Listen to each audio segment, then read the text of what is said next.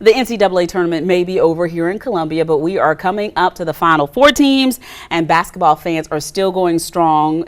Even celebrities are pretty fired up about what's happening that you can see only right here on WLTX when it comes to March Madness. And they are traveling all across the country to see these games, and they are hanging on to their brackets. Fans can show their love for their game in different and extreme ways too. Yep, medical reporter Rosemarie Beltz is here to tell us all about that. There may be some positive things that come along with the madness of March, or whatever sport it is that you're a fan of. So it was kind of fun doing this. I was determined to find like some health benefits of being a sports fan. And, you know, it shows that, you know, how invested you are, how much you love something more emotionally and physically you're going to be invested. And this also goes, yes, we're talking about the NCAA pro sports, but even if your family, you watch high school sports every week, you're parents of athletes, same thing. It all applies.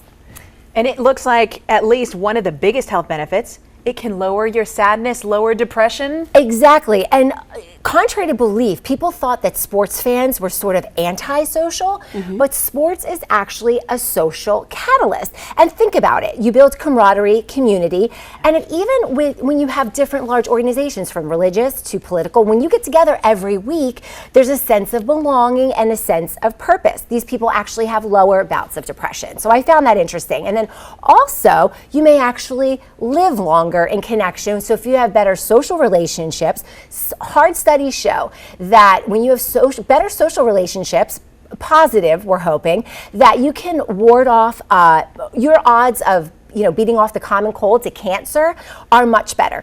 Somebody's more likely to take you to the hospital, kind of encourage you to go to the doctor, help you with paperwork, right? You're not by yourself. So I thought that was interesting, right? So there's reasons, to get together every single week, and it keeps your weight down. So contrary to belief, again, that people sit around, watch sports, drink, and eat.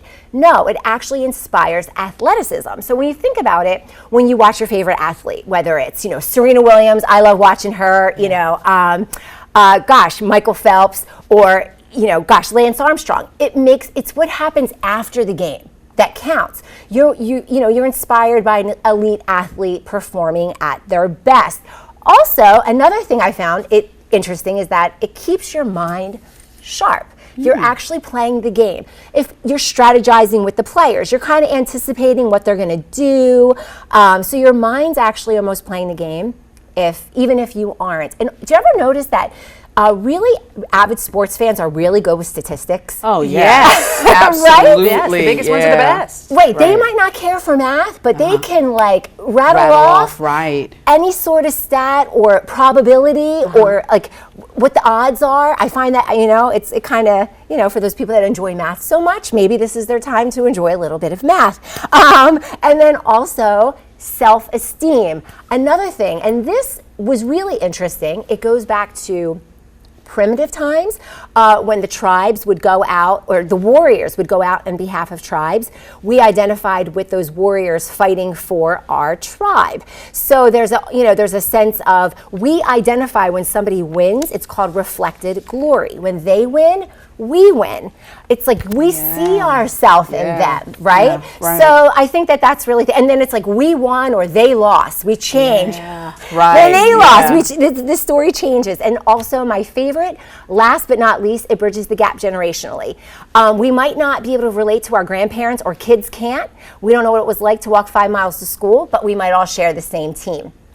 So that brings families together as well. So I thought that was fun and one of my favorite ones. So I feel like there's some men who are watching this segment right now, and they're writing all of this down. So when they spend the next 2 days parked in front of the TV just watching basketball, they can be like, honey, look what Rosemarie Beltz said. This is good for me. It's bringing our family together. I will be here longer. Yes. Hey, and that's the way people feel when our brackets get busted, right? What do you see everyone doing? For example, when Duke lost, you heard a bunch of, gosh, dang it, we lost. We lost. Right, and that was the thing too. Even if you lose, your friends are there to pick you up. Because you all agree, Yeah, and there are a lot of busted brackets right now. I know, lots of upsets. Thank you, Rosemary. Thank you, guys. All right, we're going to check in.